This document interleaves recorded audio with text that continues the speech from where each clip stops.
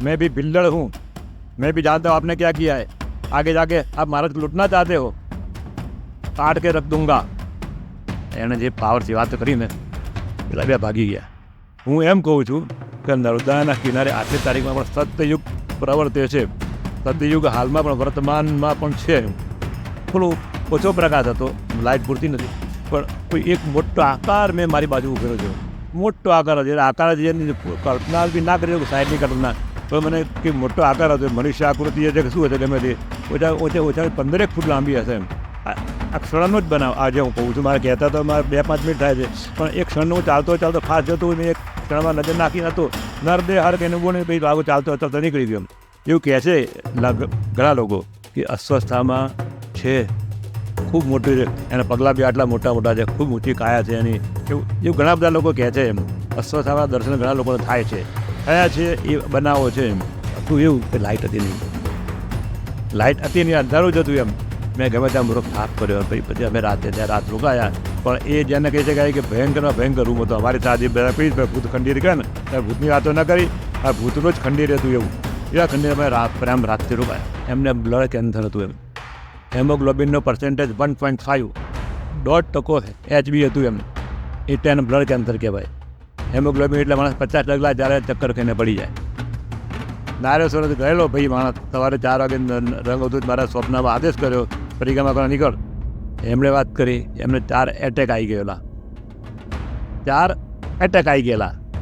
Bypass કરેલું. પરિક્રમાનું ભૂત ભરાયું મગજમાં, જવું છે. પત્ની ના પાડે, છોકરી ના પાડે, ડૉક્ટર ના પાડે. ડૉક્ટર કે ગાણા થઈ ગયા છે શું?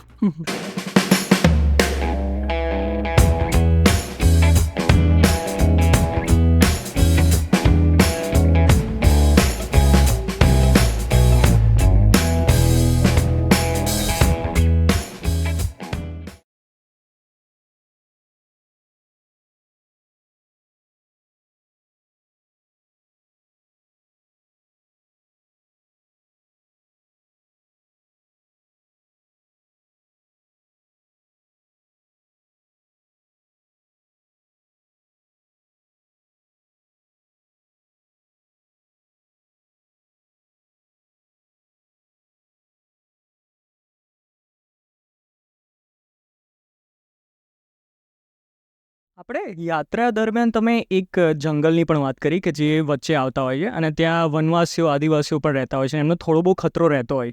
તો તમારી એવી કોઈ એમના સાથે એવી મુઠભેડ કે મુલાકાત કે એવું કંઈ થયું છે?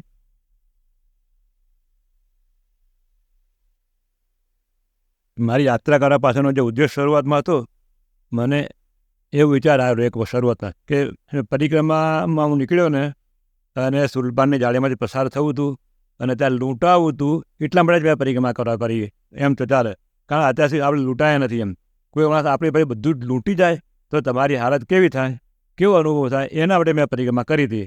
પણ ભગવાનની કૃપાથી મારી પહેલી પરિક્રમામાં પણ અને બીજી પરિક્રમામાં પણ હું 2 વખત લૂંટાતો બચી ગયો. એમ એટલે આજની તારીખમાં એટલે 2023-2024ની વાત કરું. એમ તો એમાં પણ કોઈક વખત એકાદ પરિક્રમાથી એકલો અટૂળો જતો હોય તો તોફાની તત્વો તો બધી જ જગ્યાએ હોય, બધા જ પ્રકારના માણસ હોય. એવા કોઈક આદિવાસી મળી જાય આજની તારીખમાં આપણે લૂંટે.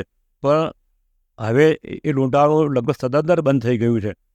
કારણ એવું છે કે સરકારે આ નર્મદાના કારણે પુનર્વસાહતના કારણે લોકોને જમીન મળી, મકાનો મળ્યા. અને અમે તો છેલ્લા 2-5 વર્ષમાં એવું જોયું છે કે આપણા કરતાં સારો મોટો મોબાઈલ પણ રાખતા અને બાઇક પણ રાખતા હોય. આદિવાસીઓ આટલા સંપન્ન થઈ ગયા છે. મેં વાત ન કરી કે ભાઈ હું લૂંટા માટે જ ગયો હતો. તો પહેલી પરિક્રમામાં પેલી ના વાત કરી, મારી સાથે એક સંન્યાસી પણ હતા અને એક રાજપૂતનો છોકરો પણ હતા. અને હું ભૂલો પડી ગયો અને નર્મદામાં રસ્તો બતાવ્યો. આગળ ચાલતા અમે જ્યારે જતા હતા ત્યારે નદી અમારે પસાર કરવાની હતી. ત્યાં બાદલ કરીને ગામ છે, અને ગોંગસા કોલી, જ્યાં લોકો ખૂબ લૂંટાતા હતા. સુલપાનનું ગાઢ જંગલ છે. અમે ચાલતા જતા હતા ત્યારે અમને એક 35-40 વર્ષનો પુરુષ અને એની સાથે એક છોકરો હતો 10-15 વર્ષનો, એ મળી ગયો. વાત તો કરીએ થોડી, રાસ્તા કહાં સે જાતા એમ કરતા જતા.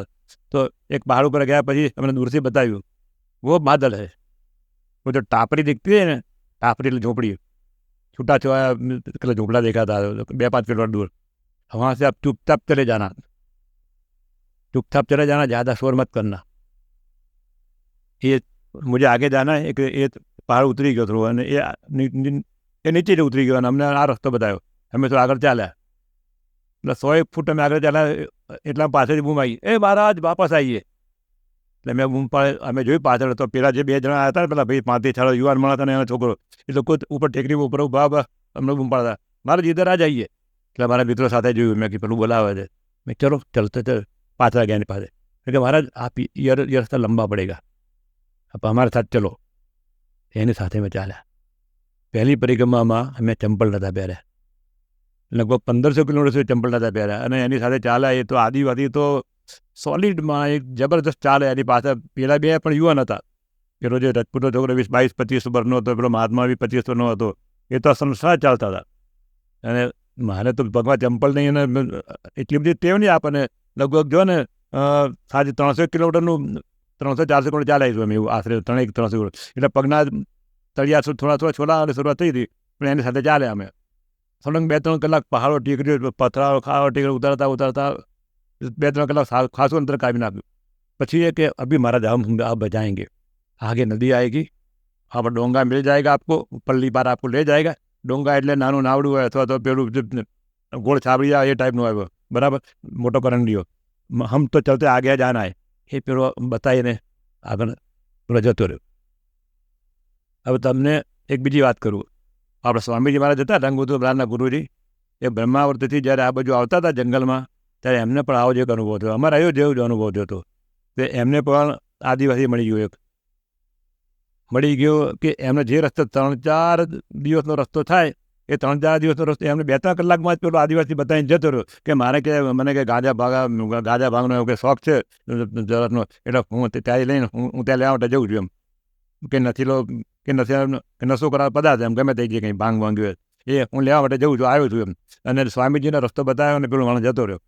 અમને પણ પેલો આ 2 જણા એવા જ એવું જ પ્રસંગ, એના જે ટાઈપનો પ્રસંગ, અમને પેલી બાજુ જ્યાં જવાનું હતું ત્યાં અમને ના ગયું, ત્યાંના એના બધા અહીંથી કઠિન રસ્તે લઈ ગયો અને એ નીકળી ગયો, અને આગળ સંન્યાસી મહારાજ પેલો ચાલતો યુવાન સંન્યાસી, એ આગળ નીકળી ગયો, પેલો રાજપૂત આગળ નીકળ્યો, હું ને સંન્યાસી 2 અમે પાસે વાતો કરતા ચાલતા હતા, એટલે 2-3 ઝૂંપડીઓ હતી, તો 2-3 ઝૂંપડીઓ આદિવાસી ભાઈઓ આવી, એ ઠહેરો મહારાજ, ઠહેર જાઓ, આપકા કમંડળ દે દો।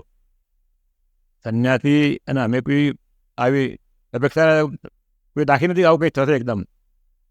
એક યુવાન છોકરી મોટી અને એની સાથે એક નાની છોકરી હતી, ખખડાઈને એને કહ્યું, સન્યાસી મહારાજ યુવાન હતો બારવાળો, नहीं देंगे कमंडल तुमको, क्या कर लोगे तुम, फिर कल सवेरे डोल डाल क्या करेंगे, डोल डाल नावा धोने दादरू धोने कमंडल एना मटे એટલે डोल डाल के हम क्या करेंगे, हम नहीं देंगे, जाओ चलो भारत। ऐसे तो बहुत आते हैं, हमारा બંને હાથમાં લાકડી હતી અને પેલી હાથમાં કોઈ હથિયાર નહોતું। નંબર 1 અને નંબર 2 આટલું બધું ઝૂંપડા હતા, પણ સદભાગ્યે કોઈ પુરુષ નહોતો ત્યાં આગળ, આદિવાસી પુરુષો નહોતા કે બીજા કોઈ ન હતા, બધા ક્યાં ગયા છે, ખેતીવાડી કરતા જઈએ કે જંગલમાં ગયા, પણ એકલી બાઈ એકલી હતી અને નાની છોકરી જ હતી, અને પેલો સંન્યાસી મહારાજ એને પાર થોડો વધારે બતાવ્યો વધારે, ચલો મહારાજ, અને હવે બંને નીકળી ગયા અને કંઈ કશું ના થયું અમારે, કારણ તાકાત પેલી એકલી પડી ગઈ, અમારે 2 લાકડીવાળા હતા, આવી લૂંટવા પડે એમ કોઈ તાકાત ચાલે નહીં એમ, એટલે પહેલી પરિક્રમા આવવાનું બધું। બીજી પરિક્રમાની અંદર એવું થયું કે અમારું 8-10 જણનું ગ્રુપ હતું, અને સુલપાની જાળીમાં જતા હતા અમે, અમારી સાથે એક 4-5 એમપીના ખેડૂત હતા, એક શાસ્ત્રી હતો, વિદ્વાન માણસ હતો, બ્રાહ્મણ હતો, હું એ તો એક પાછો આદિવાસી જંગલનો હતો પાછો, એનું નામ તો રાજુ બરેલા એ 8-10 જણા અમે જતા હતા, અને રાજુ બરેલા તો આદિવાસી જ હતો, એનો શોખ હતો બીડી સિગરેટનો હતો, હું એને દરરોજ 10 રૂપિયા સવારનો પરમ આપું અને ફર્સ્ટ ક્લાસ સિગરેટ એને લાવી દઉં, એક સિગરેટ સવારે પીવડાવું એટલે ખુશ થઈ જાય, અરે મહારાજ अब तो हम आपके साथ ही चलेंगे, हमको तो बहुत मजा आया। जंगल में चालता चालता जता था, मैं आदिवासी बेचारा પછી આયા આગળ જતા રહે, અને જંગલ પૂરું થવાની થોડા કિલોમીટર બાકી હશે, અમે અને જતા જંગલમાં જ જતા હતા, એટલામાં 2 આદિવાસી ટેકરા પર ઊભા હતા, એ જ 2 એ લોકો બાઇક લઈને આગળ નીકળી ગયા, પછી પાછા ઊભા હતા, તે બાદ રાજુ બરેલાએ બોલાયા, એ ઇધર आओ, तुम क्या समझते हो, तुम बात करो कि तुम्हारी भाषा में तो हमको पता नहीं चलेगा? मैं भी बिल्डर हूँ, मैं भी जानता हूँ आपने क्या किया है। आगे जाके आप महाराज को लूटना चाहते हो, काट के रख दूंगा। एने जे पावरથી વાત કરીને પેલા બે ભાગી ગયા। महाराज પછી કે महाराज जी ये लोग चल कर गए ना, बात ये कर गए। महाराज तो पीछे चलते आगे चले गए। घड़ी बड़ी कैमरा जो हुआ था अपना पर लूट लेंगे और भाग जाएंगे, ये ऐसी बात कर दे वो। मैंने सुन ली बात, इसलिए मैंने बुलाया। आप सब तो हम सब आए इधर, क्या ताकत है उसकी? मैं हूँ ना, मैं बिल्डर हूँ, काट के रख दूंगा उनको। એટલે બીજા ભાગી ગયા। મેં આવો પ્લાન પેલા કરેલો। હવે હું તો બિલ્ડર એટલે હાલ આદિવાસી ભાષા ના જાણે, કશું ના જાણીએ, પણ આને તમે શું કહી શકો? ચમત્કાર શબ્દ મારા કોઈ પુસ્તકમાં મેં વાપર્યો નથી। એમ ચમત્કારની અંદર ચમત્કારની ભાષા માનતો જ નથી, પણ પ્રસંગો બધા બને છે। એના પ્રસંગોના માત્ર ભગવાનની કૃપા જ કહેવાય, બીજું કશું જ નથી। આમ ભગવાનને કૃપા પ્રસાદ જ કહેવાય। આ પ્રસંગો બને। અમે હું આવ્યો તો મેં કહ્યું મને લૂંટાવાનો અનુભવ કરો તેમ કે પરિક્રમામાં લૂંટાવો તો શું છે, બધું કશું ના આવે તો કેવું થાય? પણ ભગવાને આપણે 2 વખત બચાવ્યા। એમ તમે નર્મદા નદીઓમાં ભળતી જે 40-45 બીજી નદીઓની વાત કરી, તો એ જ્યારે આપણા રસ્તામાં આવે તો એનો સુવિધાઓ હોય છે એને પાર કરવાની વગેરે? આમાં કેટલીક નદીઓ થોડી છીછરી હોય, કેટલીક નદીઓ જો મારા ટાઇટલનો પોસ્ટ છે ને, મારા પુસ્તક જે સજોડે પરિક્રમાનું, એને ટાઇટલનો ફોટો જે જુઓ, એમાં જે નદી એ છીછરી નદી હતી, અમે ચાલી નીકળી જાય। કેટલીક નદીઓમાં ઘૂંટવા જેટલું પાણી હોય, કેટલીક નદીઓમાં કમર જેટલું પાણી હોય। કમર જેટલા પાણીના બી ફોટા છે એમાં, તમે જો ખ્યાલ આવે। અને ખૂબ શક્તિશાળી પ્રવાહ હોય એવું પણ હોય, ત્યાં સાચવીને ચાલવું પડે। અને કેટલાક વધુ ઊંડી નદીઓ તો ત્યાં નાની નાની નાવડીઓ ચાલતી હોય છે। નાની નાની નાવડીઓ ચાલતા એટલે પરિક્રમાવાળા પાસે 10-20 રૂપિયા લે બી ખરા, અને પરિક્રમાવાળા પાસે ના પણ લે। અને થોડો વાહન વ્યવહાર તો ચાલતો હોય ને આવવા જવાનો, એટલે નાના નાના નાવડી પણ મળી રહેતી હોય છે। કાં તો તાર ચાલીને તમે કેટલી જગ્યાએ કેવી એવું બને કે તમારે નાવડી વખતે ના હોય તો થોડું ચાલીને તમે જાઓ તો 1-2 કિલોમીટર ચાલો તો નાનો પુલ ક્યાંક ને ક્યાંક મળી જાય। પણ મોટે ભાગે નાવડીની વ્યવસ્થા થાય છે। પરિક્રમાની જે સિઝન જે છે, ઓક્ટોબર, નવેમ્બર, ડિસેમ્બર, જાન્યુઆરી, ફેબ્રુઆરી, માર્ચ, આ 5-6 મહિના પરિક્રમાના ખાસ છે। ઓક્ટોબર એટલે દિવાળીની શરૂઆત થાય આપણે। ઓક્ટોબર, નવેમ્બર, ડિસેમ્બર, જાન્યુઆરી, ફેબ્રુઆરી, માર્ચ, એપ્રિલ ને મે, આ 6-7 મહિના સુધી બધી નદીઓ એ લોકો રોટલા કમાવાના છે બિચારા, એટલે નાવડીની વ્યવસ્થા થઈ જતી હોય છે। અને આપણે જ્યાં ઉત્તર કિનારો દક્ષિણ કિનારો પૂરો થાય તમારો, દક્ષિણ કિનારો સામેવાળો કિનારો, મેં વાત કરી અંકલેશ્વર સાઈવાળો, એ દક્ષિણ કિનારો પોતે ત્યાં વિમલેશ્વર નામનું સ્થળ છે। ત્યાંથી નાવની અંદર મોટી વ્યવસ્થા કરવામાં આવે છે। અને ત્યાં કેટલીક વખત સિઝનની અંદર 300, 400 પેસેન્જર ભેગા થાય છે। એક નાવની અંદર 30, 40, 50 માણસ બેસાડીને એવી દરરોજ 8, 10 નાવ નીકળતી હોય છે। અને 3 થી 4 કલાક 90 થી 100 કિલોમીટરનો રન છે। 3-4 કલાકનો રન લઈને તમને સામે કિનારે ઉતારે છે।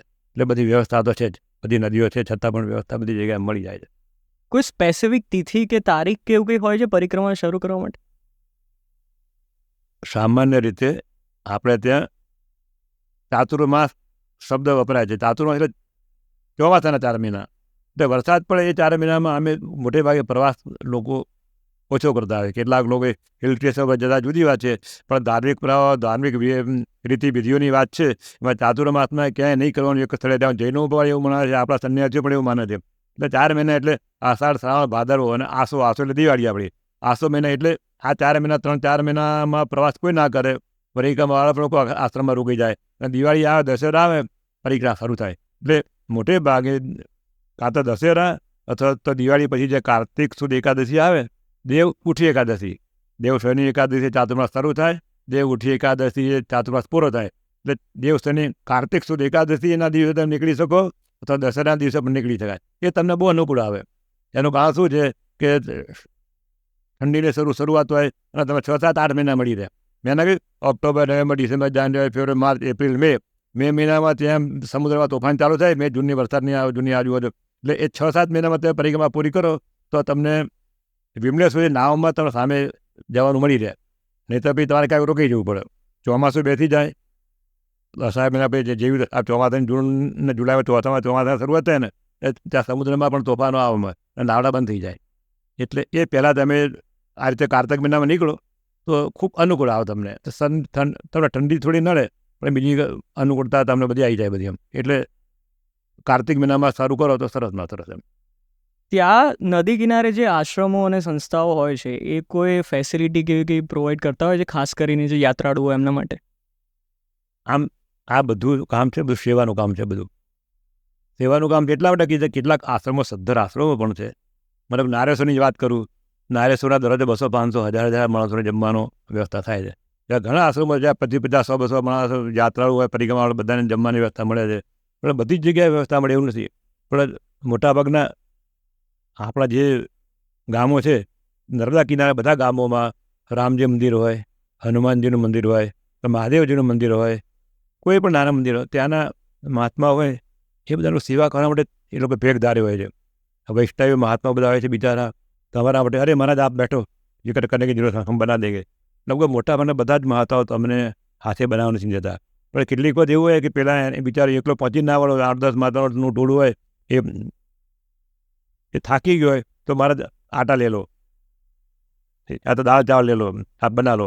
એટલે તમારે બનાવવાનો પણ વારો આવે પરિક્રમા. બધી જગ્યાએ સારી વ્યવસ્થા મળે એવું નથી. પણ મોટેભાગે ઘણા આશ્રમોમાંથી તમે બધું કેટલીક વસ્તુઓ પણ મળતા. પહેલાંના જમાનામાં જ્યારે લોકો લૂંટાતા હતા ને એ સમયે બધા આશ્રમવાળા વસ્ત્રો પણ આપતા હતા, ઓઢવા પાથરણો બી આપતા, વાસો પણ આપતા હતા. હું મારી પોતાની વાત કરું, અમે ત્યાં ઉત્તર કિનારાની વાત છે, તુલપાની જાળી પહેલાંની વાત છે. અમે એક આશ્રમમાં ઉતર્યા હતા. અમે આપણને થોડું સેવાનો થોડો શોખ, એટલે આશ્રમ અમે ગયા સવારના પર આશ્રમ બાળી ધોળી સાફ કર્યું, જાજુ બાથરૂમ ધોઈ નાખ્યા અને બેઠા. એટલે ત્યાં મહારાજે જે મહંત હતો જોતો હતો એમ એક બેસી आप इधर रुक जाओ. तो फेब्रुआरी महीना हो तो अब चातुर्मास इधर करेगी जाने का, चातुर्मास आप इधर करना, आपकी पत्नी को फ़ोन करके बोल दो ये लो मोबाइल, यहाँ रुक जाओ. હવે તો ફેબ્રુઆરી મહિનો હતો. ચાતુર્માસ એટલે તો જુલાઈ, ઓગસ્ટ, ઓક્ટોબર, નવ, 6, 7, 8 મહિના, 8 મહિના સુધી મને રોકાવાનું કહેતો હતો. મહારાજ ચલો મેરે સાથ, એના સ્ટોર રૂમમાં લઈ ગયા. સ્ટોર રૂમમાં જોયું તો ચિત્રંજીઓ, બ્લેન્કેટ, કાબડા, શાલો ને વાસણો બધું આખું हॉल भरे तो महाराज जी सब में एक एक चीज़ सब ले लो, नव कमन ले लो, थाई वाला का ले लो, शाल ले लो, ब्लैंकेट ले लो. तो महाराज मेरे पास जो है वो पर्याप्त है, मुझे और किसी की ज़रूरत नहीं है, मुझे कुछ नहीं चाहिए. अरे तुम्हारा कंबल तो फटा हुआ है, थोड़ा ज़्यादा वजन वाला है, ये जापान से आया हुआ इम्पोर्टेड ब्लैंकेट है, इसका 250 ग्राम वजन है, ठंडी में भी आपको बहुत रक्षा करेगा, ये ले लो. મેડમ ધીમેથી કહ્યું, પ્રેમથી વધારે ના કહેવાય. મેરે પાસ એટલે આવા આશ્રમમાં બધી વસ્તુ હોય છે, એ લોકો જરૂરિયાતવાળાને આપતા હોય છે, બધી વસ્તુ મળી રહેતી હોય છે અને બધી જગ્યાએ લોકો આશ્રમવાળા વ્યવસ્થા કરે છે. પણ આપણે જરૂરિયાત નથી એટલે મારે સાથેવાળો એક હતો એ કે મહારાજ મુझे બ્લેન્કેટ की જરૂરત, મેં લે લો બ્લેન્કેટ की જરૂરત હતો, એને લઈ તો મેં કશું ના લીધું. એટલે આશ્રમો બધી સેવા કરે છે, મંદિરોવાળા બી સારી સેવા કરે. મેં તમારી પુસ્તકમાં વાંચ્યું હતું કે જે એવા વ્યક્તિઓ હોય, જે યાત્રાળુ હોય, જેમના જોડે કોઈ કિંમતી વસ્તુ હોય કે વધારે પૈસા લઈ નીકળ્યા હોય, તો એ લોકો જે આશ્રમો છે કે જે સંસ્થાઓ છે એમને એની પણ ફેસિલિટી આપતા હોય છે. તો એ શું આપતા હોય છે ફેસિલિટી? એમાં મહત્વનું શું છે, આ જે આખી સેવાનો ઉદ્ભવ એવી રીતે થયો કે સુલપાનની જાળી છે ને, સુલપાનની જાળી એટલે તમે ઓમકારોથી નીકળો તો લગભગ 301 કિલો 200-300 કિલોમીટર બી રાજઘાટ નામનું સ્થળ આવે છે. રાજઘાટ બળવાણી નામનું બહુ મોટું શહેર છે. એટલે જ્યાંથી ટૂંકમાં સુલપાણી જાણે શરૂઆત થાય છે. આપણે જેને એમ કે ગેટ ઓફ ઇન્ડિયા, જેમ ગેટ ઓફ સુલપાણી, ત્યાં રાજઘાટ નામનું સ્થળ છે. ત્યાં મહાત્મા ગાંધીની સમાધિ પણ તે બનાવેલી છે ત્યાં આગળ. અને સામે ચીખલદાગ રહીને ગામ છે સામે. એટલે એ રાજઘાટથી પછી તમારે નક્કી કરવું પડે, થોડા અંદરની બહારની બાજુ જાઓ, અંદર 5 કિલોમીટર દૂર બળવાની કરીને મોટું શહેર બળવાની. તમે જો બળવાની ફરીને જવું હોય તો ત્યાંથી બધું આખો રોડ, એટલે જંગલને મૂકીને જંગલે ફરીને બહારથી નીકળીને જવું હોય તમારે, જ્યારે કે સલામતી મુસાફરી એકદમ. મારી પત્ની સાથે હતો ત્યારે મને કોઈ સંગાત ના મળી ગયો, 4-5 બીજા 3 જ્યાં મળી ગયા હોત તો અમે જંગલમાંથી જવાના હતા, પણ કોઈ સાથ ના મળ્યો. બધા કેટલાક અમે 2-3 દિવસ રોકાવાના છે, કેટલાક નહોતું જવું અને કેટલાક લોકો વાહનવાળા હતા બધા. એટલે અમે 2 જણા સુલપાને જણાવ્યું ના જઈ શક્યા. એટલે બહારનો રસ્તો છે, એ લગભગ 100-200 કિલોમીટર વધી જાય ત્યાંથી બળવાની, ત્યાંથી 52 ગજા અને પ્રકાશા અને ડેડિયાપાડા એવો મોટો રસ્તો છે. એટલે બહારના રસ્તેથી પણ જવાય. એટલે જંગલથી જવા માટેનું જે સ્થાન કહ્યું રાજઘાટ, તો રાજઘાટની અંદર વ્યવસ્થા એવી છે, રાજઘાટથી પછી 300-400 કિલોમીટર તમારે જવું પડે. એ રાજઘાટ ખાતે ત્યાં નર્મદા મંદિરમાં એ લોકો ત્યાંના વ્યવસ્થાપકો છે, ટ્રસ્ટીઓ એવી સેવા કરે છે. એ માટે તમારી પાસે જે કિંમતી વસ્તુ હોય તો તમે આપી દો. તમે વિમલેશ્વર લગભગ 300 કિલોમીટર 340 કિલોમીટર જેવું થાય, તમે ફરીને ત્યાંથી પછી નાવમાં બેસીને સામે કિનારે આવો અને ત્યાંથી ફરીને ચાલતા ગુજરાત પસાર કે ચીખલધામે આવો, સામે કિનારે આવો, તમે ફોન કરો તો તમને બધું આપી જાય તમે. એટલે મેં પહેલી પરિક્રમા એવું કર્યું, પૈસા મારી પાસે હતા, 5-7 હજાર 10,000 રૂપિયા એમને આપી દીધા. પેલા મંદિર મારી ઘડિયાળ હતી આપી દીધી. જોવા માટે આપણે કંઈ હોય તો કંઈને ફેર નથી પડતો, પણ આ ઈચ્છા થઈ મને, તમે આ બધું આપી દીધું. તે મારો પરિચય આપણી પાસે એક લેટર રાખતા હોય તમે, ઓળખાણ પત્ર આપણી પાસે, માનો કે વોટર કાર્ડ હોય તો આધાર કાર્ડની કોપી રાખો તમે ને જયારે એ પણ ચાલી જાય. અથવા કોઈ સંસ્થાનો તમે લઈ લો, કોઈ સ્કૂલનું, કોલેજ કે સરકારી ઓફિસ, ભાઈ આ ગામના વતી છે ગાંધીનગરનો, તમે મારા ગામડા લઈ આવો તો ગામડા તલાટી હોય એ તમે કાગળ લખી આપે, અમારા ગામના વતી જ હિન્દીમાં લખવું પડે, કારણ કે બધા હિન્દી ભાષી છે, એ અમારે ગાँव કે રહેने वाले ના ફના વાળા નામ નબદાપરી ગામમાં કે લીએ નીકળે, અને સાથે તમારો ફોટો, એટલે તમારું જે ઓળખાણ પત્ર હોય એના ચોપડામાં લખી રાખે તમારો નામ નંબર સાથે લખીને.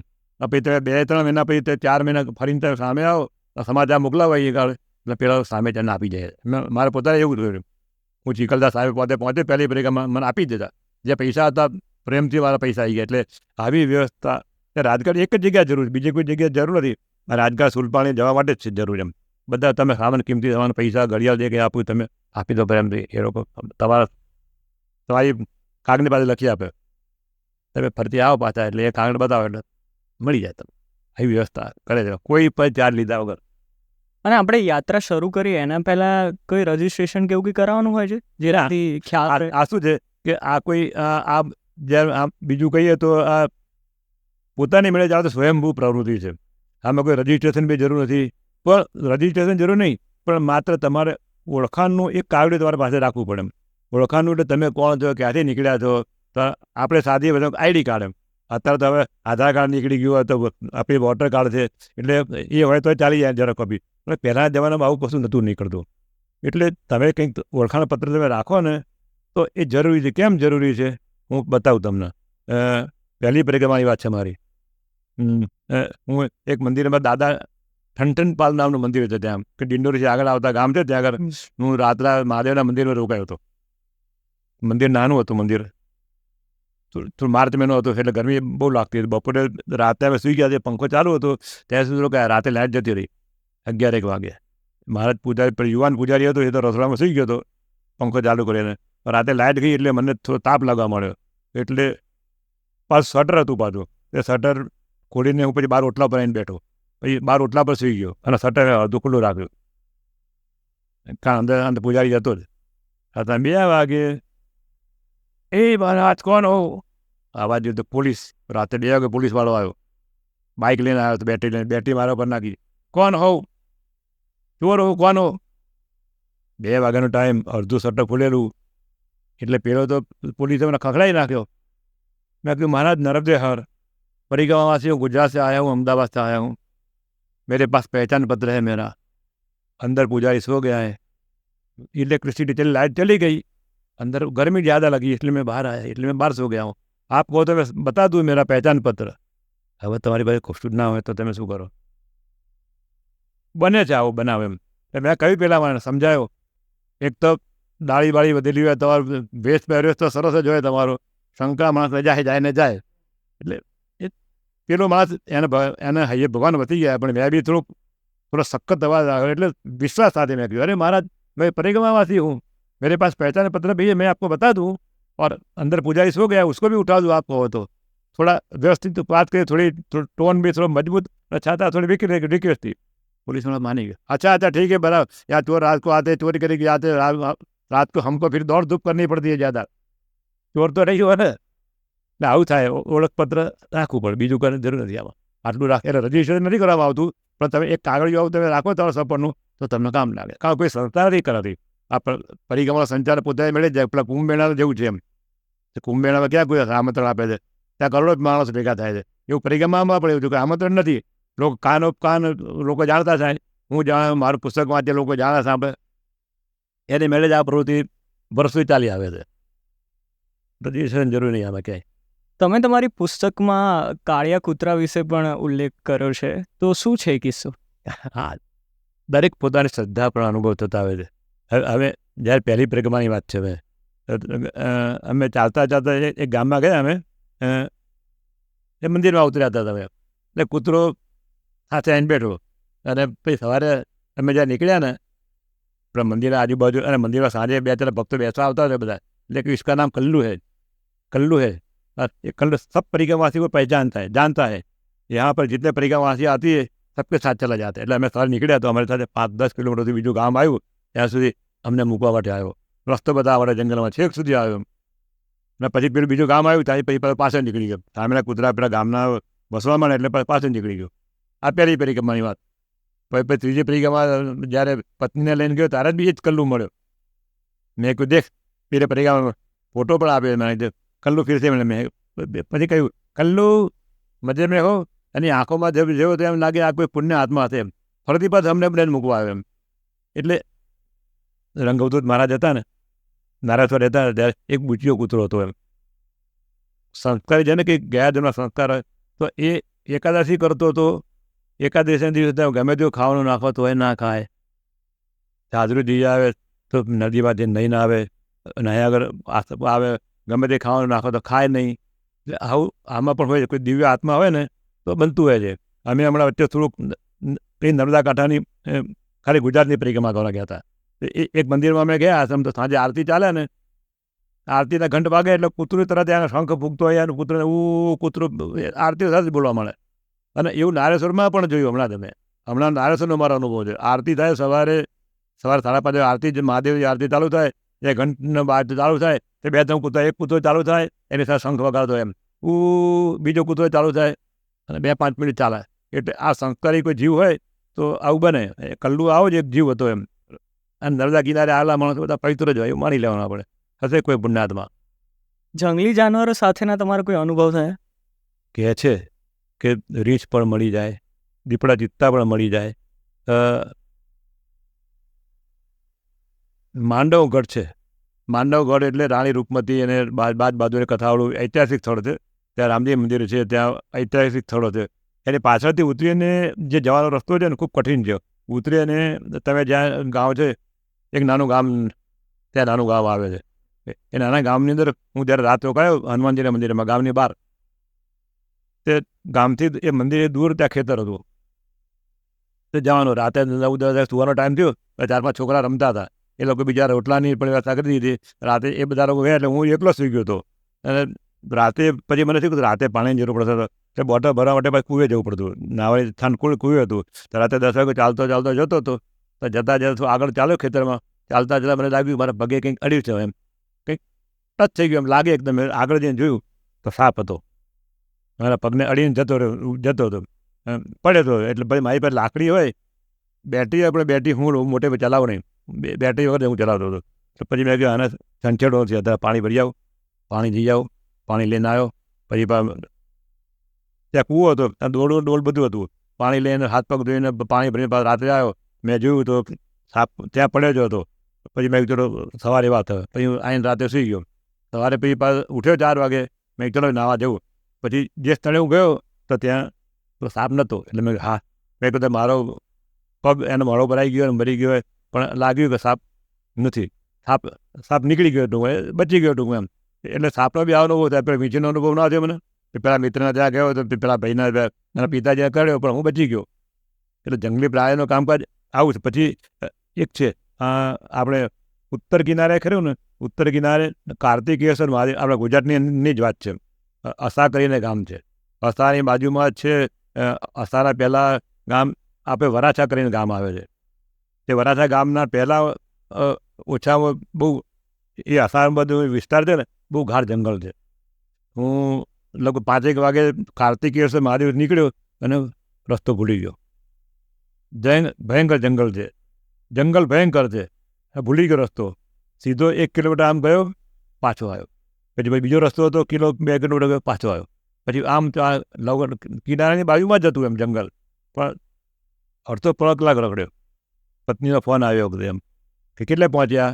એ અમે નક્કી કર્યું હતું, અમારા મંદિરના આપણા કુસુમબેન સંભાણી છે, એમણે અસા ગામની અંદર આશ્રમમાં વ્યવસ્થા કરી દીધેલી. તમે ત્યાં આશ્રમમાં પહોંચી જજો. અને જે વરાછા ગામ પહોંચવાનું હતું એ 2-3 કિલોમીટર પહેલાં હતું. અને વરાછા ગામથી 2-4-5 કિલોમીટર દૂર હતો જંગલમાં. ત્યાં ભૂલો પડેલો. મેં કહ્યું હું મારા ટાઈમસર પહોંચી જઈશ, એને કહી દીધું, ફોન મૂકી દીધો. પછી પેલા મેં જે કહ્યું હતું એવું થયું મારું. રસ્તો ના મળ્યો.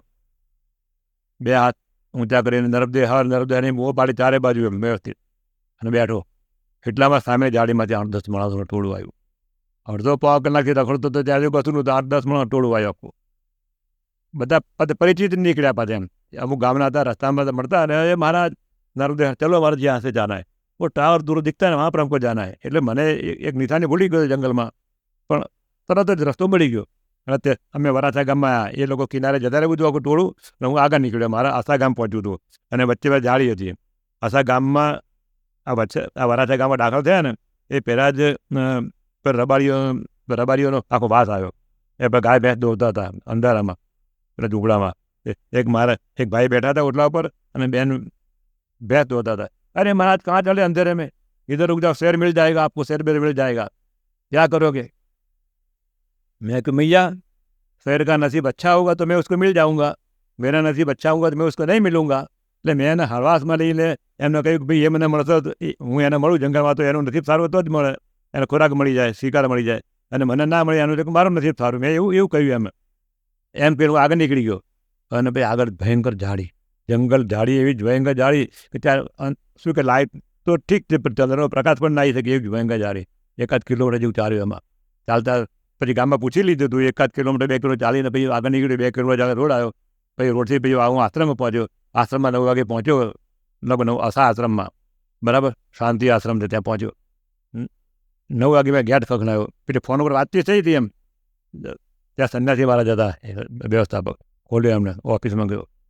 કેવી રીતે તમે આયા, વાત કરી, કઈ થાય આ રીતે કહ્યું એમને. बड़ा डेंजरस रास्ता है, खतरनाक रास्ता है, वहाँ आप जिस रास्ते आए वो बड़ा भयंकर है, वहाँ पर चित्ता आ जाता है. बहुत बार बकरियों को उठा के ले गया है. आप जिस समय आए इस समय तो बड़ा खतरनाक ही है. એટલે પેલા બેનની વાત યાદ આવી મને. પેલા બેન કહેતા હતા કે રસ્તો ખતરનાક છે, રસ્તો ખતરનાક જ હતો એમ.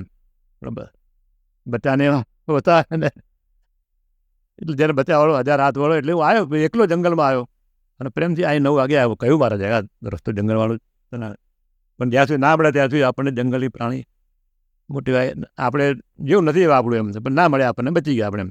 અને શાંતિથી હું એકલો આવી ગયો, અને રાતે પછી વ્યવસ્થા કરી દીધી મારા જવાય સુવારી વ્યવસ્થા. આસામનું જંગલ છે, બહુ મોટું ઘાટ જંગલ છે, ગુજરાતના એરિયામાં જ આવે. આ જે પદયાત્રીઓ હોય છે એમને લોકોનો આવકારો કેવો મળતો હોય છે? એક અદ્ભુત વાત કરું એમ કે મારા આટલા બધા અનુભવો છે. મારા કરતાં બી ઘણા વખત જઈ આવ્યા. મારામાં એક મિત્ર છે, બાવળાના એક મિત્ર છે, સુરેશભાઈ મારા, એ 8 વખત જઈ આવ્યા છે. અને મેં એવું પણ સાંભળ્યું, પાટણ બાજુ એક ગામ છે, કોઈ લક્ષ્મીશંકર વ્યાસ, મેં સાંભળેલું છે, એટલે લક્ષ્મીશંકર વ્યાસ નામના એક વડીલ છે, 11 વખત જઈ આવ્યા છે. એટલે બધા લોકો જતા હશે એટલે કંઈ ને કંઈક તો એમાં છે જ. આમાં શું કહેવાય કે જે આ એક આકર્ષણ એવું છે કે લોકો વારંવાર જાય છે જ એમાં. એમ એ બધાને અનુભવ, બધાને અલગ પ્રકારના બધાના અનુભવ થાય, પણ બધાને આમાં ગમે છે જવાનું. એમ એક આકર્ષણ એવું છે. નર્મદા કિનારો છે ને, મેના કે એનર્જી છે ત્યાં આગળ, એક એનર્જી એવી, ગ્રેવિટી એનર્જી એવી છે કે કહ્યું કે બધા એ માનસિક પરિસ્થિતિ સુંદર છે, ના પૂછવા. અને અનુભવ એવો છે, મેં ના વાત કરી, રાત્રે કોઈને નર્મદામાં તો ભૂખ્યાથી સુવાડ દે. નાના નાના ગામડાઓમાં પણ તમને ઝૂંપડાવાળા પર જમાડે છે. અમે કહ્યું કે અમે 3 હજાર પહેલી પરિક્રમામાં અમે 3 હજાર સંન્યાસી છોકરો હતો, સુલપાણી જાડે જ વાત કરું, જંગલમાં ચાલતા ચાલતા જતા હતા. નાનું ગામ જેવું આવ્યું, તારે 1 વાગ્યા હતા સાંજના. એક કાચું પાવું મકાન હતું, એવું એક બેન બેઠા હતા, થોડા વ્યવસ્થિત સાડી પહેરીને બેઠા, બેન વ્યવસ્થિત હતા, અને એક આદિવાસી માણસ બેઠો હતો, ઉપર પગે બેઠો હતો, વાતો કરતા હતા. દરબારમાં આવ્યા, પૂછ્યું ગામ કે કિતને દૂર है. એટલે પેલો आदिवासी तो कि अरे महाराज अब तो शाम को 7 बज चुके हैं, तो स्कूल सारा भी बंद हो गई होगी, स्कूल कुछ नहीं मिलेगा, अभी आप 3 किलोमीटर दूर है, जाना पड़ेगा. પેલા બેનનું ઘર વ્યવસ્થિત હતું, પણ બેન કશું જ ના બોલ્યા. અમે બી નર્મદા કોઈ આપણી બેને કંઈ વ્યવસ્થાની વાત ના કરી. આગે કુછ નહીં મિલેગા, નહીં મહારાજ તો કુછ નહીં મિલેગા. પેલો આદિવાસી ચલો મહારાજ મેરે સાથ, એને ઘેર લઈ ગયો, ઝૂંપડું જોયું એનું, લઈ ગયો. કશું જ કરતા કંઈ નહીં, લાકડા 4-5 થાંભલા ઊભીને એને પેલું આપણે પલંગ બને એવું નાનો માટલો બનાવેલો હતો. એની પત્નીએ ફાટેલા તૂટેલા કપડાં પહેર્યા હતા. 2 છોકરા પણ નીચે રખડતા હતા, એક એના હાથમાં હતું એમ. અને પોતે પણ 2 જીવવાળી હતી, પ્રેગ્નેન્ટ હતી એમ. એક છોકરું તો એના સાથમાં હતું અને હતું. અમે બધા ગયા, મારે આ સ્નાન બાન કરી લો, બાદ મેં કુછ કરતા હો. મેં જોયું કશું નહોતું એમ. અમે 3 જણા જ હતા, 3 જણા. મેં કહ્યું પેલો રાજકોટના છોકરાના સંન્યાસી. અમે ત્યાં જંગલમાં સ્નાન બંધ કરી સંધ્યા કરી બધું આવ્યા. અમે आया भाई अरे मर्द आप लोग यहाँ नीचे नहीं सोने का, आप ऊपर सो जाओ. એમ મારા હમ લોગ ઉપર નહીં સોતે. પરિક્રમા અમે એને કહેવું પડ્યું એમ ભાઈ એના છોકરા સાથે એ લોકો ઉપર સોતે અને જમીન ઉપર જંગલ નીચે જવા સુઈ ગયા કાયદે રિશ્તો એમ. અને અમે થાન પૂજા સંધ્યા પૂજા કરી અમે જોયું ચૂલાના અજવાળામાં એમ સાઠીકડા સળગા અને જે લાકડા ચૂલામાં નાખે એના અજવાળામાં જ અમે બધું જોયું એમ કશું નહોતું એમ. અમારા માટે એણે ક્યાંથી ભાત લઈ આવ્યો ખબર ને, તપેલું ભરીને ભાત બનાવ્યો, દાળ બનાવી ગમે તેમ કરી. અને અમે તો થાળી આપી, ના મારા થાળી લાવ. અમે નાની થાળી આખી થાળી ભાતથી ભરી દીધી. ત્યાં અમે કેવું જોયું આપણે વાત કેટલો લઈએ આપણે થાળીમાં. આ તો આખી થાળી આખું પેલું લાડુથી બરોબર થાળ લાડુ મોટી કરાવ એ ત્રણની થાળી ભરી દીધી આખી ભાતથી. હું એકદમ વિચારવા પડી કે આ લોકો પછી ધીમે ધીમે મેં महाराज मैं इतना चावल नहीं खा सकता हूँ, मैं तो बस कम खाने वाला हूँ. પછી મારે જોઈતું હતું મેં થોડુંક લઈ લીધું અને બાકીનો બધો ભાત પાછો આપી દીધો. પેલા બે અડધો ભાત પાછો આપી દીધો થોડો. બરાબર છતાં અરે મહારાજ પેટ ભરી કે ખાઓ, પેટ ભરી કે ખાઓ. તો પરિક્રમાવાસી હો એટલા આગ્રહથી જવાડ આંખમાં પાણી આવી ગયા.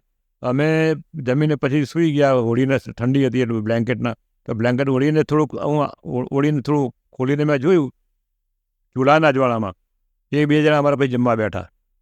તે પેલી છોકરી પેલી એની પત્ની હતી, યુવાન જ હતા મને 30-35 આજુબાજુ. એ બે વાતો કરતાં જાય હવે આદિવાસી ભાષામાં હસીને વાતો કરતા જાય. પેલી હાથમાં મેં પેલી થાળીમાં હાથમાં રોટલો મેં જોયો એમ. દાળ ભાત તો વધારે ના થોડાક ભાત હતા. બધા એ બે હસીને વાત કરતા હતા. અને મારે એટલી બધી મને શું કે હૃદયની અંદર એવી લાગણી થઈ ગઈ એકદમ. હું આમ ગળગળો થઈ ગયો કે મને આમ શ્વાસ બનાવી અને આંખો સતત આવી જાય કે અમને જમાને પેટ પીને આ લોકો રોટલો ખાય છે. પાછી પેલી ગર્ભવતી સ્ત્રી છે એનો જીવન બે વાતો કરતાં થોડું વાતો કરતાં ખાતા જાય વાતા જાય. એટલે આ નર્મદાનો પ્રવાહ છે, નર્મદાનો પ્રભાવ છે. હું એમ કહું છું કે નર્મદાના કિનારે આજની તારીખમાં પણ સત્યયુગ પ્રવર્તે છે. સત્યયુગ હાલમાં પણ વર્તમાનમાં પણ છે. આપણે વાતો બધી સાંભળી કલયુગની, સતયુગ, ત્રેતાયુગ, દ્વાપરયુગની બધી જે ઇતિહાસ જે લોકો વાંચીએ છે કે આવો યુગ હતો, રામરાજના ટાઈમ આવું હતું તેવું હતું. પણ નર્મદા કિનારે આજની તારીખમાં પણ છે. પોતે ભૂખ્યો રહ્યા છે અને તમને જમાડે છે. આ એનો પ્રત્યક્ષ અનુભવ દાખલો. એટલે હાલની તારીખમાં નર્મદાનો પ્રભાવ છે અને લોકો પોતે ભૂખ્યા રહીને પણ તમને જમાડે છે. એવા અનેક અનુભવો છે અમારા બધાના પરિક્રમાવાળાના. યાત્રાળુઓને કોઈ ભયજનક અનુભવો થતા હોય છે કે ભૂત પ્રેતના કે એવા કોઈ? હા, ભૂત પ્રેતના અનુભવો તો થયા, સાંભળ્યા. રંગવદૂત મહારાજને એવું થયેલું એમ. પણ અમને પણ એવા ભૂત પ્રેતના અનુભવ નથી થયા એમ. પણ એક ચમકારો તો કહી શકાય, એવું કહી શકાય કે હું નારેશ્વર વારંવાર જઉં છું. સવારે વહેલા નાહવા હું જઉં છું. બરાબર. એક વખત સવારે 4 વાગે નાહવા ગયો. ત્યાં આગળ આપણો ઘાટ બનાવેલો છે. ત્યાં બાપજીની મૂર્તિ અને પથ્થરનો એક આખો શિલાલેખની જેમ એક આખો થંભ ઊભો કર્યો છે. એમાં બાપજીની મૂર્તિ છે. હું ચાલતો મારું કાયમ હું પગથિયા ઉતરીને ના જઉં, બાજુમાં ઢાળ બાજુ ઉતરીને જ હું જઉં છું. તો ચાલતા હું જતો તો એકદમ થોડો ઓછો પ્રકાશ હતો, લાઇટ પૂરતી નથી. પણ કોઈ એક મોટો આકાર મેં મારી બાજુ ઊભેલો જોયો. મોટો આકાર હતો. આકાર જેની કલ્પના બી ના કરી સાઈડની કલ્પના. પણ મને કે મોટો આકાર હતો. મનુષ્ય આકૃતિ છે કે શું હશે ગમે તે ઓછા 15 ફૂટ લાંબી હશે એમ. આ ક્ષણનો જ બનાવ આજે હું કહું છું. મારે કહેતા તો મારે 2-5 મિનિટ થાય છે. પણ એક ક્ષણનો હું ચાલતો ફાસ્ટ જતો મેં એક ક્ષણમાં નજર નાખી નહોતો. નર્મદે હર કહીને બોને પછી ભાગો ચાલતો નીકળી ગયો. નાહવા ગયો, સ્નાન કરીને આવ્યો તો 2-4 મિનિટ મારે નાહવાનું પણ બહુ ફાસ્ટ હોય. નર્મદામાં સ્નાન 2-3 મિનિટનું 8-10 ડૂબકા મારવાનું, ડૂબકા અડધા આપી દઉં ફટાફટ લઈને. અને મોટે ભાગે લૂછવાનું પણ ઓછું હોય અમારે તો. તમે એમ કે આપણે ઘેર જે બાથરૂમમાં લૂછીએ ને એવું લૂછવા નહીં. ફટાફટ કપડાં પહેરીને તરત પાછો આવ્યો તો કશું નથી. પેલો આકાર વગર કશું નહોતો. મને એમ થયું કે કોણ હશે આવું કંઈ કહી શકે, જે હોય તે કહી શકે. એવું કહે છે ઘણા લોકો કે અસ્વસ્થામાં છે, ખૂબ મોટી છે, એના પગલાં બી આટલા મોટા છે, ખૂબ ઊંચી કાયા છે એની. એવું ઘણા બધા લોકો કહે છે. એમ અસ્વસ્થામાં દર્શન ઘણા લોકોને થાય છે, થયા છે. એ બનાવો છે. એમ કોણ નથી તો આપણને ખબર નથી. પણ એવું બની શકે ભૂત પ્રેતનો અનુભવ નથી થયો, પણ આવું કંઈક થયું છે. જે આના શું કહી શકાય, જે કહેવું કહી શકાય એમ. એટલે પરિક્રમા દરમિયાન થતા હોય છે એમના અનુભવ? એટલે આ તો હું નારેશ્વર આપણે જઈએ નારેશ્વર અમે દર 2-4-6 મહિને સેવા પૂજા કરવા જઈએ. તો પરિક્રમામાં નહોતો થયો, પણ નર્મદા કિનારે થયો એમ.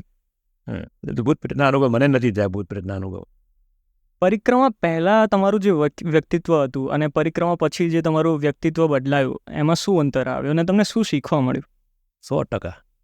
માણસ જો નર્મદા પરિક્રમા તમે કરો, મેં પેલી ના વાત કે ડોંગરેજી મહારાજની, ચાલશે ફાવશે ને ભાવશે, જેનું જીવન સાદું એનું નામ સાદું, પછી ભલે પેન્ટ ભૂષણ ગમે તે પહેરતો હોય. નર્મદા પરિક્રમાની અંદર તમારા પોતાના આધ્યાત્મિક વિકાસ માટેનો આ એક ઉત્તમમાં ઉત્તમ ઉપાય છે. તમારી ધીરજ, તમારી હિંમત, તમારી દ્રઢતા, તમારું સાહસ, તમારી સહનશીલતા, તમારી નિર્ભયતા, આપણે જેટલા પણ સદગુણોની વાતો કરીએ એ બધા ગુણોને અહીંયા ટ્રેનિંગ તમને મળે. પરિક્રમા કરવા જવું કે ના જવું એ વ્યક્તિગત વિચાર, પણ હું કહીશ એમ કે પરિક્રમાનો મોટા મોટો લાભ આ છે. આટલા બધા સદગુણોની તમારી પરીક્ષા થાય. આત્મનિર્ભરતા, તમારી પોતાની આત્મબળ, વિશ્વાસ દ્રઢ થાય છે તમારો.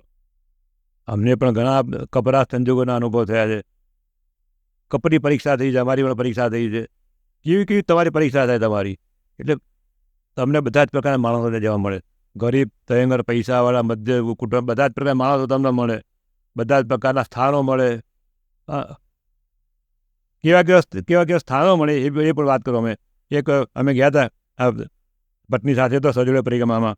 એક રામજી એ હનુમાનજીના મંદિરમાં અમે ગયા, સાંજે 6-7 વાગે પહોંચ્યા, અંધારું થઈ ગયું હતું, લાઇટ હતી નહીં, અંધારું એકદમ અવારું મંદિર એમ. ત્યારે કોઈ જાળા ખાલા ટેકરા, જમીનનો કોઈ ઠેકાણો નહીં, બારી બારનો કોઈ ઠેકાણો નહીં. અને હતો શિયાળો ભયંકર. બહાર પેલો મહારાજ હતો એ બહાર તાપણું કરીને બેઠો હતો. અમારી સાથે એક ભાઈ હતા, એ બીડીના શોખીન હતા, એટલે મહારાજ 2 જણા સામ બીડા પીને 2 જામી ગયા. બીજા ત્યાં આગળ 2 અમે પત્નીને બહાર બેસાડી. હું ગયો રૂમમાં, જોયું અવાવરું રૂમ, 6 મહિનાની બહાર એમનાથી કોઈ માણસ અંદર ગયો ના હોય. કચરો વાળ્યો, ઠેકાણું નહીં એનું, બારી નહીં ઠેકાણું. મને ખબર છે કે અને 8-10 ગરોળીઓ ફરતી હતી, એમ કે ચાલે. અને અમારા ઘરવાળા કોઈ ગરોળી જોવે દિવાલ ઉપર તો એ રૂમે ના જાય એમ. આટલી બધી ગરોળીઓ શું કરવાનું એમ. મેં કહ્યું પણ મહત્વ હતું એવું કે લાઇટ હતી નહીં, લાઇટ હતી નહીં, અંધારું જ હતું એમ. મેં ગમે ત્યાં બરોબર સાફ કર્યો. પછી અમે રાતે ત્યાં રાત રોકાયા. પણ એ જેને કહી શકાય કે ભયંકરમાં ભયંકર રૂમ હતો. અમારી સાથે બધા કોઈ ભૂત ખંડીર કહે ને, તો ભૂતની વાતો ન કરી, આ ભૂતનું જ ખંડીર હતું એવું. એવા ખંડીર અમે રાતથી રોકાયા. એક કોથળો લાવીને બારી ઉપર નાખી દીધો, ભરાઈ દીધો ઠંડીના માટે. પણ અમે પ્રેમથી પેલા મહારાજે કહ્યું કે એ દેખ લો કમરા, યહાં રૂકના હે આપકો. અમે એવા રૂમમાં રોકાયા. શાંતિ જે અમારી રાત પસાર થઈ ગઈ શાંતિ. ભૂતનો રૂમ હતો, ભૂતનો ખંડીરમાં અમે રહ્યા હતા એમ કે ચાલે. એવી કઈ વસ્તુ છે કે એવા શું વિચારો છે કે જે તમને વારે વારે મોટિવેટ કરે છે ફરી એકવાર યાત્રા પર જવા માટે?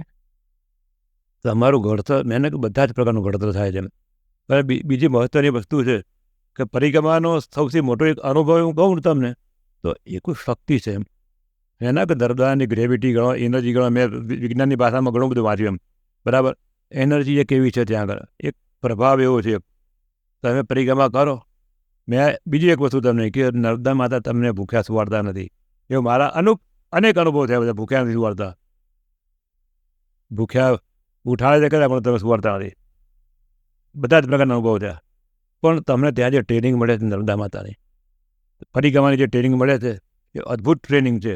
તારા પોતાના જીવન ઘડતર માટેની જે ટ્રેનિંગ ખરે ને, એ જીવન જીવવાની પાઠશાળા જેમ કહું છું. હું દરેક યુવાનને કહીશ એમ કે ભાઈ તમે તમારું જો જીવનને ઘડતર કરવું હોય, તમારું સમય હોય તો આખી પરિક્રમાની તો થોડી પણ 15 દિવસ 18-15 દિવસ જ્યારે મળે ત્યારે જવાનું, 200-500 કિલોમીટર ચાલવાનું, પછી ફરીથી બીજા 6 મહિના પછી બીજે જાવ. એવા ઘણા લોકોએ પરિક્રમા કરી છે.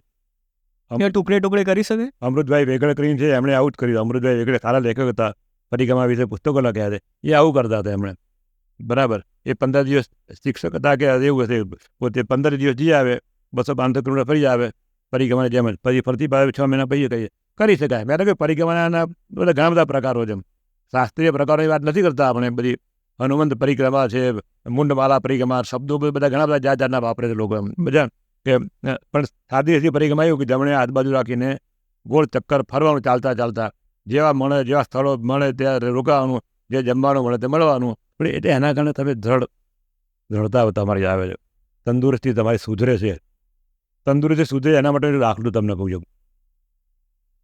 પહેલી પરિક્રમાની વાત છે. હું બપોરના ટાઈમે એક નદીના કિનારે હું મંદિરમાં રોકાણો, અને મારા પહેલાં એક ભાઈ આવીને બેઠા હતા. મેં પૂછ્યું નામ, ક્યાં નામ હે આપકા? સહસ્ત્ર બુદ્ધે. એ ભાઈ ગુજરાતી જ નીકળ્યા. એ કે એમણે પોતાની બધી વાત કરી. એમને બ્લડ કેન્સર હતું. એમ હેમોગ્લોબિનનો પર્સન્ટેજ 1.5 1.5% છે. HB હતું એમ, એટલે એને બ્લડ કેન્સર કહેવાય. હેમોગ્લોબિન એટલે માણસ 50 ડગલા જ્યારે ચક્કર ખાઈને પડી જાય. ખિસ્સામાં ચિઠ્ઠી રાખી મૂક પડે, હું કોણ છું, સરનામું કોઈ બોલાવે એમ. જે રીતે ફીટ નથી આવતી, વાઈ આવતી ફીટ આવતી હોય માણસને, બરાબર હિન્દીમાં મિરગી ગયા હતા લોકો એને. હા, આપણે વાઈ કહીએ છીએ એવું જ આવે. એવું આમ જીવન હતું એમ. નારેશ્વર ગયેલો ભાઈ માણસ, સવારે 4 વાગે રંગ હતું, મારા સ્વપ્નમાં આદેશ કર્યો પરિક્રમા કરવા નીકળ. એ ભાઈએ બધાને મળીને નીકળી ગયા આશ્રમમાં. અરે બધાને મળીને ત્યાં નારાયણ નીકળી ગયા ભાઈ. એ 3-4 મહિના પછી મને મળેલા. એ તંદુરસ્તી સુધરી ગયેલી એની, 50% દવા ઓછી થઈ ગઈ એની, શરીર તંદુરસ્ત થઈ ગયું હતું. મને મળ્યા, મેં બધા બેઠા, મર્યો હરિઓમભાઈ મારે તમારા સાથે ચાલવું છે. મેં બીજો ભાઈ તમે ધીમે ધીમે ચાલવા છો, હું થોડો ફાસ્ટ ચાલવાવાળો માણસ. મને મારી સાથે મારી ટ્યુનિંગ બહુ સરસ થઈ ગઈ, બંને એકબીજા ખૂબ ગમી ગયા. મેં તમારા સાથે જ ચાલવું હોય. મેં કીધું પણ તું મારું કામ કર, થોડું ફાસ્ટ છે થોડું, કારણ મારે થોડું જલ્દી પાછા આવવાનું હતું એમ. એટલે આ બ્લડ કેન્સરના બાળો પણ પરિક્રમા કરે છે. જુઓ, પહેલી જ પરિક્રમાની વાત છે. અમે સુલપાની દાડીમાં ગયા ને, સુલપાની દાડીની અંદર અમને એક રામશંકર પાઠક કરીને એક ભાઈ મળ્યા. અમને વાત કરતા મારા જ આપ કોને, હું તો ગુજરાતી જ છું, અમદાવાદથી આવું છું. એટલે આપણે ખબર પડે આ ગુજરાતી માણસ છે. એમને વાત કરી, એમને 4 એટેક આવી ગયેલા. 4 એટેક આવી ગયેલા. બાયપાસ કરેલું. પરિક્રમાનું ભૂત ભરાયું મગજમાં, જવું છે. પત્ની ના પાડે, છોકરી ના પાડે, ડૉક્ટર ના પાડે. ડૉક્ટર કે ગાણા થઈ ગયા છે, શું થશે એમ. જેણે મૃત્યુનો વિચાર જે શું કહે કે ઓવરકમ કરી ગયો માણસ. અમે ના કહ્યું, મેં કહ્યું મારી પરિક્રમાનું નામ છે સજોડે પરિક્રમા, અર્થાત અનંતની યાત્રા. અમે અનંતની યાત્રા જ નીકળ્યા હતા, મૃત્યુ માટે જ નીકળ્યા હતા. પણ મૃત્યુને આ જીતી લીધું તો ના કહેવાય, પણ મૃત્યુના વિચારને જાણે જીતી લીધો, વિચારને જીતી લીધો. આ ભાઈએ કહ્યું શું થશે, બધું બીજું નથી થવાનું, નર્મદા કાંઠે દેવ પડે. ઓકે, એ ભાઈએ હાથ કરી પ્રેમથી. એ ભાઈને પાછી કેમ એને માતાજી એટલે નર્મદા માતાને કે માતાજી આ તો મારાથી નહીં મુકાય એમ, ખાખી નહીં મુકાય મારાથી એમ. ખાખી તો પીશ એમ, કલાકે કોટલા પર પથ્થરો બેસી જાય, અડધો 5 મિનિટ બેસે, અડધો કલાક ચાલે, પછી બાજુ બીજો કલાક ચાલે, ખાખી પીવે. માતાજી આ તો તમારે ચલાવવું જ પડશે એમ. 20 કિલોમીટર ચાલતા હતા દરરોજના. 5 મહિનામાં પરિક્રમા પૂરી કરી. કેટલી યુવાન છોકરીઓ મને મળી છે, એકલી ચાલવાવાળી યુવાન છોકરીઓ. અને મને ઘણા બધા બહેનો પ્રશ્ન પૂછે. મને મારા બહેનો કેવું પડે, બેન તમારા બધા કરતાં રૂપાળી છોકરી એમ. સાદી ભાષામાં બીજો શબ્દ કયો સારો વપરાય, સંસ્કારી ભાષામાં જ રૂપાળી છોકરી એકલી પરિક્રમા પર નીકળેલી. આપણે ગાંધીનગરની જ એક છોકરી પરિક્રમા કરીને આવી, રાજુલ કરીને છે, સરગાસણની જે છોકરી, બ્રાહ્મણની છોકરી છે, એકલી પરિક્રમા કરવા ગઈ હતી. મને મળવા આવી હતી, ઘેર મળવા આવી. બધું સાહિત્ય મારું નર્મદા પુરાણ વાંચ્યું, મારા પુસ્તકો 2-3 વાંચ્યા, ખૂબ બધું વાંચ્યું મેં. તમે મને પૂછ્યું એવું છે એમ, બધી માહિતી મેળવી હતી. મારા ઘેર આ બધા પરિક્રમાવાળા ઘણા બધા લોકો મને મળીને ગયા. મારી પાસે ઓછામાં 5 થી 10 હજાર ફોટોગ્રાફ છે. ફોટોગ્રાફ આખો દિવસ લગભગ પોણો કલાક, અરે અડધો પોણો દિવસ નીકળી જાય, 5-6 કલાક તો સહેજે નીકળી જાય. બધી માહિતી આપી, ફોટા બધાને નીકળી ગયા, બેન થઈ જાય. એટલે બધા જ પ્રકારના માણસો પરિક્રમા કરે છે. એક પગે લંગડો માણસ હતો બી અમને મળેલો, અમે સાથે હતા ત્યારે. મહારાષ્ટ્રનો હતો, જ્ઞાનેશ્વર કરીને હતો. એ પગે લંગડો હતો, પગે તકલીફ હતી, એની પત્ની સાથેની મેરેજ કરીને તરફ નીકળેલો કે शादी के बाद ही शादी किया है मगर मैंने संसार में बाद में चालू करूँगा परिक्रमा के बाद. કેવા પ્રકારના માણસો ઈચ્છા, બધા જ પ્રકારના માણસો મળે એમ, અને બધા કરે છે પરિક્રમા. પરિક્રમા પતી જાય અને પછી કોઈ સ્પેસિફિક પૂજા કરવાની હોય છે? હા, પરિક્રમા શરૂઆતમાં મેં સ્પેસિફિક પૂજા એટલે પરિક્રમા શરૂ કરતા પહેલાં તમે નર્મદા માતાની પૂજા કરો, કન્યા ભોજન કરાવો. નર્મદા પરિક્રમાની અંદર જે શબ્દ વપરાય છે એ કઢાઈ શબ્દ વપરાય છે. કઢાઈ એટલે કઢાઈ આપણે જે આવે શીરો કે શાક કરવાની કઢાઈ, એટલે કઢાઈ એટલે ટૂંકો શીરો કરવો એમ. આ દિવસ શીરો બનાવીને કન્યાઓને જમાડવો, મહાત્માઓનો આસ્થા બ્રાહ્મણો જમાડવા, એનું નામ કઢાઈ. એટલે નર્મદા માતાનું પૂજન કરવું. જે રીતે સત્યનારાયણની કથામાં તમે જે પૂજન કરો, 16 ઉપચારથી પૂજા થાય, ધૂપ દીપ ગંધ નૈવેદ્ય હાર ફૂલ હાર પ્રસાદ બધું ધરાય, એવી રીતે નર્મદા માતા પૂજા થાય. અને આ જમાડ ભોજનની વ્યવસ્થા કરો, આટલી વસ્તુ કરો એટલે શરૂઆતમાં પણ કરી શકાય. પરિક્રમામાં પણ કઢાઈ કરી શકાય, પરિક્રમા પછી પણ તમે કરી શકાય, અને પરિક્રમા દરમિયાન પણ તમે વસ્ત્રદાન બી કરી શકો. પહેલી પરિક્રમાઓ નીકળ્યો, મેં કીધું મારી પાસે 2-4 જોડી કપડાં હતા મારી પાસે, એટલે મારા ધોતી બી મેં આપી દીધી. એક જ ધોતીને 2 ટુકડા કરી નાખ્યા મેં. પુસ્તક આટલું જાડું હતું 400 પાનાનું, એમાં 10 પાના પૂજાના મંત્રો એ મેં ફાળી રાખી મૂક્યા, બાકી બધું પુસ્તક નદીમાં પધરાવી દીધું એમ. એટલે શું કરી શકે? એટલે ધાર્મિક વિધિમાં આટલું આવે કે તમે ભોજન કરાવો બ્રાહ્મણોને, સંતોને, કન્યાઓને. કન્યાનું ભોજન કરવાનું વધારે મહત્ત્વ છે આમાં. કન્યા કુંવારી છોકરી હોય એને ભોજન કરવાનું ખૂબ વધારે મહત્ત્વનું છે. હું બીજી પરિક્રમામાં નીકળ્યો ને એટલે હું ગયો હતો અમેરિકાથી એકદમ ભાગીને આવી ગયો. ત્યાં મારા 5-6 મહિના રોકાવાનું હતું, પણ 2-3 મહિના સદગ્રંથોને વાંચનના કારણે મને એકદમ દ્રઢ વિચાર થઈ ગયો કે પરિક્રમા કરવા જેવું છે. નીકળી ગયો. આવીને એ પરિક્રમા વખતે મને અમેરિકાના પરિવારોએ મને $1000 આપેલા, મારા પુત્રએ પણ $1000 આપ્યા હતા. એમ કે મારી 30-35 હજાર રૂપિયા હતા એમ. મેં ના કે બીજી પરિક્રમા 75 દિવસમાં કરી, 75 દિવસમાં કરી, અઢી મહિનામાં કરી. પણ એ વખતે દર અઠવાડિયે કઢાઈ કરતો હતો. પૈસા મારી 30-35 હજાર રૂપિયા હતા મારી પાસે. બરેલી કરીને ગામ છે ત્યાં આગળ. અમે રોડ ઉપર ચાલતા જતા હતા. કંઈ સ્કૂલ છૂટી, સાંજના 5નો ટાઈમ, આ હાઈસ્કૂલ છૂટી એટલે 200-500 છોકરીઓ નીકળી કન્યાઓ. થોડીક આમ ગઈ, થોડી આમ ગઈ, તેમ બી જાણતા છોકરીઓ ચાલતી જતી હતી. એમ હું ચાલતો જતો હતો. હું મારી સાથે એ કેમ્પેન ખેડૂત હતો. પાછળથી 4-5 છોકરીઓ દોડતી આવી. અરે महाराज नर्मदे हर, क्या बोल बेटा क्या है, हमारे घर भोजन के लिए आओगे? क्यों नहीं मैया, कहाँ है तुम्हारा गाँव? आगे. क्या नाम है? बरेली. એના ઘેર ગયા. ઝૂંપડું જ હતું, છાળથી લેપેલું. જોઈ 4-5 છોકરીઓ હતી. મેં કીધું બેટા એક કામ કર, कितनी सहेली है तेरी? बहुत सहेली है, 5, 10, 15 है, सबको बुलाओ, कढ़ाई करने की है. बर्तन तो नहीं है. મેં મોટો તપેલા કે સ્કૂલમાં મિલેગા. સ્કૂલમાં ગયા હતા. સ્કૂલમાં 2 છોકરા કોમ્પ્યુટર કામ કરતા હતા, ઓફિસનું કામ ચલતા है ना. तो एक बर्तन है, मैं बर्तन बड़े हैं, हाय बर्तन है. फिर महाराज यहाँ शाम को यहाँ पर आरती पूजा होती है. ये हम करता 10-15 छोकरी गई थी. यहाँ पर शाम को 40-50 छोकरी आई गई. पैसा पूरा आता. પેલા જ કહ્યું કે महाराज आपका कौन?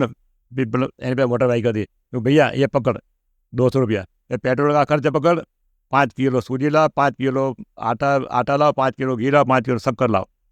1,000-1,500 ₹2,000 આપ્યા.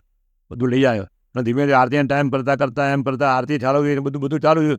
ઓછા 100 છોકરીઓ થઈ ગઈ એમ. કઢાઈ એટલે તો નાનું એક પૂજાનો ભાગ કહેવાય. આ પૂજાનો જ ભાગ છે તો જોવા જાય તો. કોઈ પણ સત્યનારાયણ કથા કરાવો કે આપણે બ્રહ્માંડ બ્રહ્મ પૂજન કરાવીએ ને, 100 છોકરીઓ જમી એમ.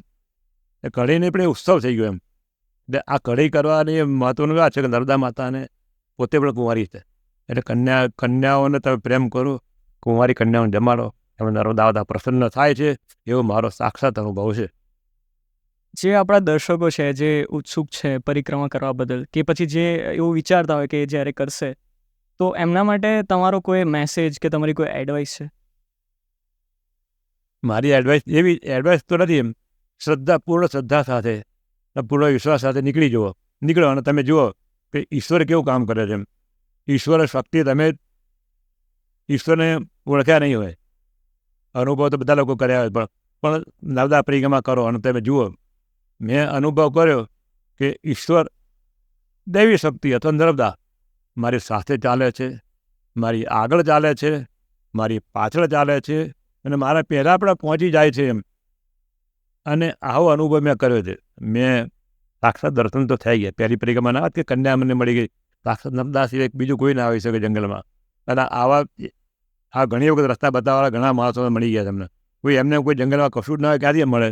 એટલે શક્તિ છે, દૈવી શક્તિ છે. શ્રદ્ધા અને વિશ્વાસ સાથે તમે નીકળો, તમને ચોક્કસ અનુભવ થશે કે કોઈ પણ દેવી શક્તિ, ઈશ્વર છે એમ.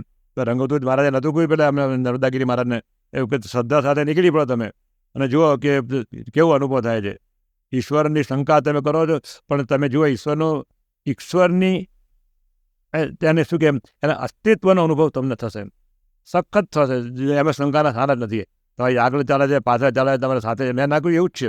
અમને આવો અનુભવ થયો, આટલી બધી વખત અનુભવ થઈ ગયો. અમે બધાને કહીએ ભાઈ, તમારે કંઈ અનુભવ કરવો હોય, તમારે જીવન ઘડતર કરવું હોય, તમારા જીવનને દૃઢ મજબૂત બનાવવું હોય, તમારા બધા ગુણોની પરીક્ષા લેવી, તમે પોતે કેટલામાં છો એને માપવું હોય તો પરિક્રમા કરો, નીકળી પડો. આ મારો સંદેશ છે. મનોમંથનના જ્ઞાન મંચ પર આ બદલ તમારો અનુભવ અને તમારો વિચાર શેર કરવા બદલ ખૂબ ખૂબ આભાર. નર્મદે હર. નર્મદા પરિક્રમાની અંદર આ એક મંત્ર છે, નર્મદે હર. નર્મદે હરમાં બધું જ આવી ગયું એમ. તમે કોઈના કે જમવા માટે ઊભા રહો તો આ ભિક્ષાનો મંત્ર એક નર્મદે હર. વિદાય લો તો પણ નર્મદે હર. સામે મળે તો નર્મદે હર. એક જ શબ્દ બધું આવી ગયું, નર્મદે હર. ખૂબ ખૂબ આભાર.